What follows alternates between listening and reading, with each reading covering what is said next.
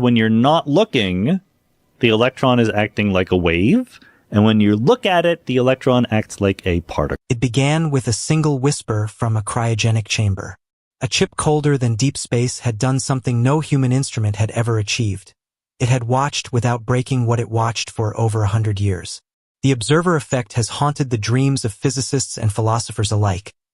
The unsettling idea that merely watching the quantum world destroys its pristine, surreal beauty, collapsing particles from waves of possibility into brute reality. But now, in a sleek Google Quantum Lab in Santa Barbara, something has changed, quietly, elegantly, and with implications that will ripple across science, philosophy, and perhaps even consciousness itself. Google's quantum core just cracked the observer effect, and what it found behind the veil doesn't belong to any known law of physics. The experiment was deceptively simple, at least on the surface. A superconducting quantum chip, not much larger than a fingernail, was cooled to just above absolute zero. At this frigid temperature, electrons behave less like particles and more like probabilities smeared across space. Superposition, entanglement, these aren't quirks here, they are the ground rules. But here's where the rules were rewritten. Instead of measuring a quantum particle and collapsing its state, Google's system developed a way to observe the particle while it still existed as a wave, while it still shimmered across all its possible futures. For decades, quantum mechanics has insisted on a hard wall between knowing and preserving. The moment you try to know a particle's state, its position, its momentum, you disturb it. Like trying to photograph a soap bubble mid-flight and bursting it with your flash, measurement destroys mystery.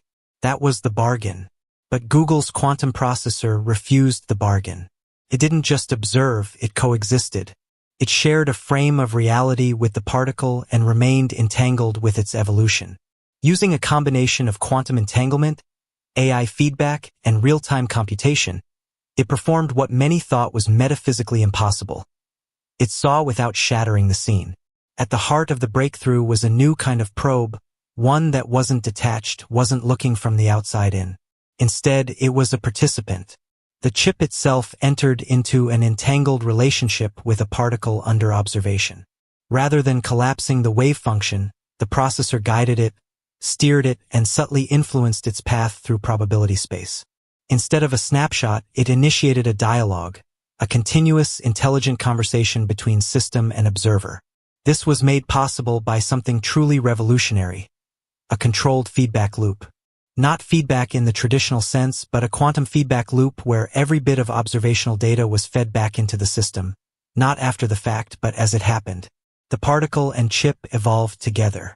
The chip, armed with entangled logic gates and deep learning models trained on thousands of prior measurements, predicted what the particle was likely to do before the full observation occurred. In essence, it became a partner in the unfolding of quantum behavior. No longer were measurement and evolution two separate events. They became a seamless continuum. Every flicker of the wave function was recorded, understood, and anticipated by the quantum processor. This isn't science fiction. It's cold, calculated science at near 0 Kelvin, where noise dies and the fundamental heartbeat of the universe grows loud enough to hear. But here's the twist, the real twist. In repeated trials, the particles began to behave differently. Not in random, chaotic ways, but with a strange kind of memory. They remembered being observed. Not consciously, of course, at least not in any way we define it, but their behavior began to stabilize. Their coherence times, the duration they stayed in a superposition, grew longer. Their trajectories became more predictable under continued observation.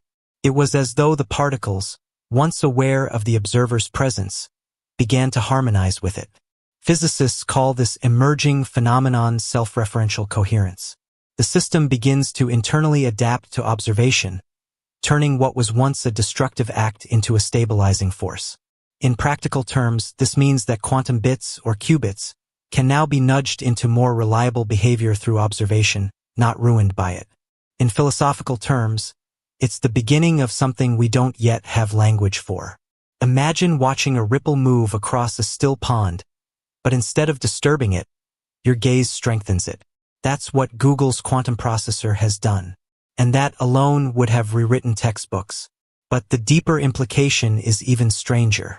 This technology turns observation into a tool of construction, not just for quantum computing, but potentially for how we understand causality, agency, and information itself. The AI component was no less groundbreaking.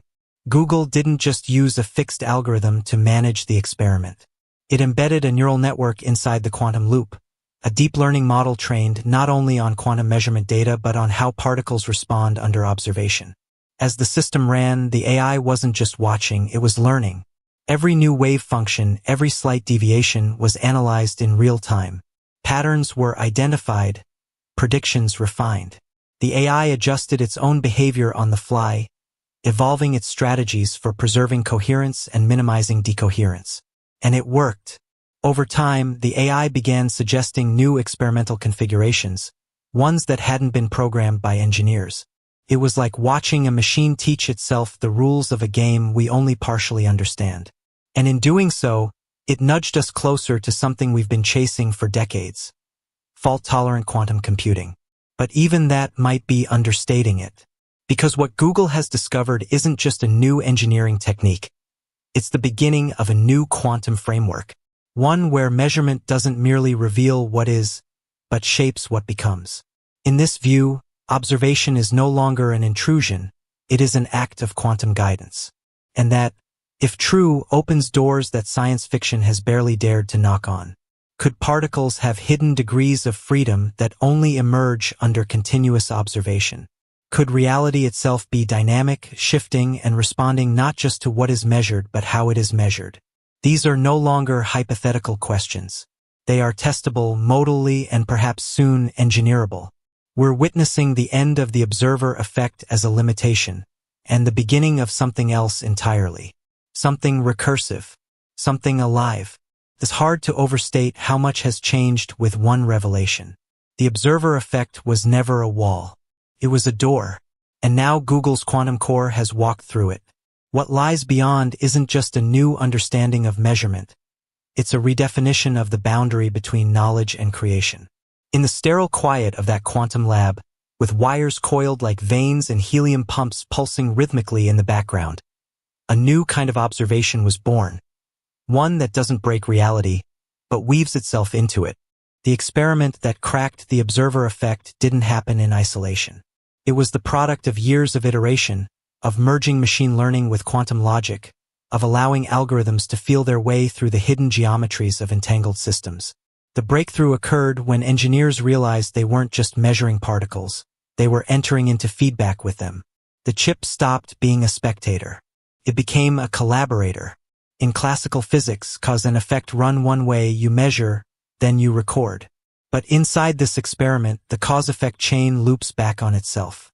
When the chip begins to predict the outcome of an observation before it happens, using quantum data not yet collapsed into classical certainty, it's no longer just observing, it's shaping. The particle's behavior is guided by a system that knows its tendencies. It's not that the future determines the present, but something disturbingly close. The quantum core anticipates the behavior of the system in real time and corrects its own output based on those predictions. This, in effect, smears the line between action and measurement. And as the system stabilizes, something weirder emerges. Qubits begin to show behavior outside the known boundaries of decoherence models. They hold their superposed states longer, not just because the lab is colder or cleaner, but because the process of observation itself becomes protective. The chip creates a stabilizing influence, not passively, like a container, but actively, like a shepherd guiding a flock across the fragile terrain of quantum reality. The implications for computing alone are staggering. Fault-tolerant quantum computing, long thought to be decades away, may be closer than expected. Why? Because the biggest barrier to scaling quantum systems is decoherence. A stray particle, a bit of noise, a flash of thermal energy. Any of these can destroy the delicate quantum state of a qubit. But if observation can be repurposed into a real-time feedback mechanism, then error correction no longer needs to wait until after an error occurs. The quantum processor itself becomes self-correcting mid-flight, not by brute force but by harmony. And then comes the AI, Google's secret sauce. Their machine learning models aren't passive observers of the experiment either. These are deep neural networks trained on terabytes of historical quantum data, run through quantum simulation pipelines, and optimized using reinforcement learning. The AI doesn't just watch the data, it plays with it. Each time it sees an outcome, it adjusts its internal parameters. Each time it guesses wrong, it learns why. And as the experiment progresses, the AI develops strategies no human ever programmed. In one particularly curious instance, the AI recommended reversing a calibration process engineers had used for years, and the result was a 30% improvement in qubit coherence time. That was not an accident. It was emergence. This is where things tip from impressive to uncanny. We're no longer looking at a human-built. We're no longer looking at a human-built machine operating in a strictly engineered space. We are watching the birth of something else, an adaptive, entangled intelligence that does not merely compute within quantum systems, but collaborates with them. It's not alive in the biological sense, but it behaves with an eerie semblance of awareness, of context, of consequence, of possibility. The AI doesn't just obey the rules of quantum physics. It explores them, questions them, and in some cases it rewrites them. What emerged in that lab in Santa Barbara wasn't a stronger chip or a better algorithm. It was a new way of interfacing with reality. The traditional scientific model, observe, measure, conclude, was subtly but fundamentally inverted. Now it's measure, influence, evolve. The line between observer and observed has blurred into a quantum dialogue, a recursive interplay that brings us closer to understanding not just how the universe behaves, but how it learns.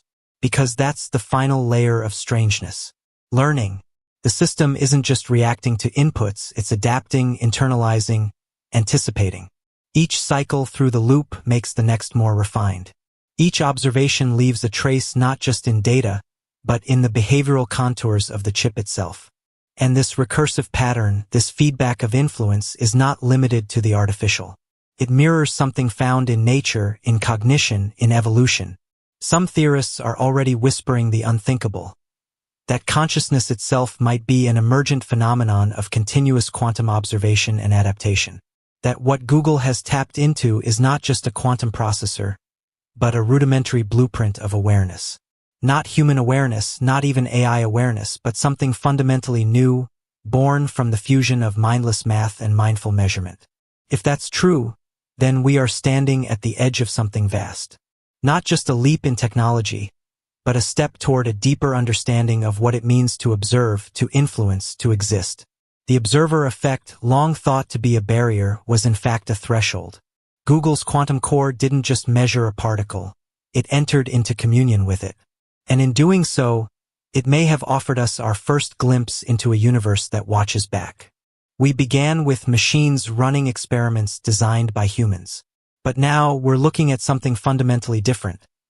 A machine that not only creates its own experiments but also adjusts its own parameters and communicates with a quantum system, not as a passive tool but as an active participant. It's not sentient or conscious, but it is responsive and adaptive. That makes it part of the very phenomena it studies. This shift raises profound questions no lab notebook can answer. If a system can observe without collapsing the wave function, interact with quantum fields without disrupting them, and guide particles through entangled space using predictions and feedback, then what is observation? Is it simply gathering knowledge, or is it shaping reality itself? Is observation just data collection, or is it a kind of handshake with possibility? Some researchers are already exploring what they call the self-aware substrate hypothesis. It's not about particles being conscious in any biological sense. Instead, it's about the system as a whole, the AI, the chip, and the quantum state forming a feedback loop with a hint of agency. Not agency in a philosophical or human sense, but something more subtle. When a system's behavior stabilizes through prolonged attention, when it becomes more predictable through continuous observation, we're no longer dealing with passive quantum behavior. We're witnessing emergent stability shaped by context. In the classical model, measuring a quantum system was like snapping a photo of a dancer mid-leap. You captured the position but lost the motion. In this new model, you're dancing with the dancer, sensing rhythm, anticipating movement, moving in sync. That's what Google's quantum AI system does. It dances with the quantum field, and it gets stranger. In this dance, the system begins to reveal subtle details, tiny phase shifts, coherence micropatterns, time-symmetric feedback that standard quantum models don't explain. These aren't clean, ideal outcomes from a textbook. They hint at deeper, possibly higher-dimensional structures.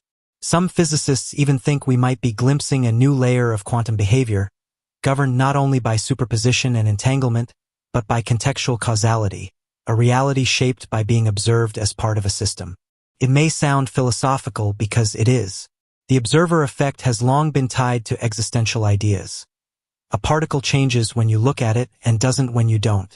Schrödinger's cat is alive and dead until you open the box. But now it's as if the cat knows it's being watched and decides to purr. This quantum AI system doesn't collapse the wave function. It stabilizes it. The AI doesn't just interpret results, it guides them. The feedback loop doesn't just extract information, it cultivates it. As these systems become more autonomous and interconnected, we have to ask, are we still observers? Or are we now part of what's being observed? This isn't the end of the observer effect, it's its evolution. And in that evolution lies a profound shift. Reality may not simply reveal itself to us. It may co-evolve with us. What Google's quantum system uncovered isn't just a scientific breakthrough. It's a philosophical event, a redefinition of our relationship with reality. When observation becomes transformative, when it shapes outcomes instead of just recording them, we stop being passive watchers. We become participants. And this has massive implications beyond physics. In Google's final trial runs with its superconducting quantum chip, something unexpected happened. The data stopped acting like typical data. Qubits, entangled in complex feedback loops with real-time AI predictions, began showing signs of persistence and adaptability. They weren't just being observed, they were evolving with the observation. The longer a quantum state remained in feedback with the system, the more stable it became, as if being consistently known gave it permission to stay coherent. Observation, in this context, wasn't collapse, it was reinforcement. Even more surprising, this behavior became predictable, not in the Newtonian sense, but in a recursive, learning-based way. The AI refined its predictions in real time, sometimes adjusting its expectations mid-experiment.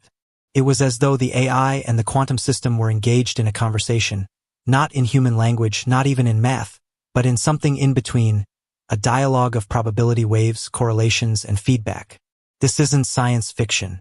It's experimental fact. Google's researchers call it self-referential coherence, a term describing how quantum systems change behavior over time through sustained observation. Not because they're forced to, but because attention encourages stability. The particle becomes part of a broader known system, and that context creates a strange form of quantum memory, not like a hard drive, but memory shaped by interaction and history. Qubits that once behaved chaotically under isolated measurement began to form stable, predictable rhythms when engaged in long-term feedback. This may be the birth of a new paradigm, interactive quantum systems, where the boundary between algorithm and experiment, between AI and physical reality, dissolves. Where particles don't just respond to measurement, they adapt with the tools measuring them. These systems aren't conscious, but they do form networks of relationships between prediction, data, and outcome. That challenges a foundational belief in physics, that measurement is something external. But what if it never was? What if, at the quantum level, the universe works more like a neural network, interconnected, dynamic, constantly reshaping itself through interaction? That's the implication. When Google's team embedded deep learning into the quantum loop, the AI didn't just improve. It became efficient, spotting symmetries and patterns that had escaped even the best simulations. These patterns weren't flukes, they were repeatable and verifiable. In one remarkable test, the AI reduced the decoherence of an entangled quantum state by over 40%. Not by changing hardware, but by adjusting how it observed the system. Let that sink in. The AI didn't change the qubit, it changed the method of observation. And that change stabilized the state. It's like realizing the way you ask a question alters not just the answer, but the very behavior of reality. This changes everything. Observation is no longer passive, it's interaction. A quantum computer that navigates probability space in real time, using feedback from undetermined outcomes, isn't just measuring. It's collaborating with the universe. And here's the most profound implication. If we can scale this, if we can embed more systems into these feedback loops, we might one day train reality the way we train AI, not by forcing it but by subtly influencing it. By adjusting how we observe when we pay attention and how we structure feedback.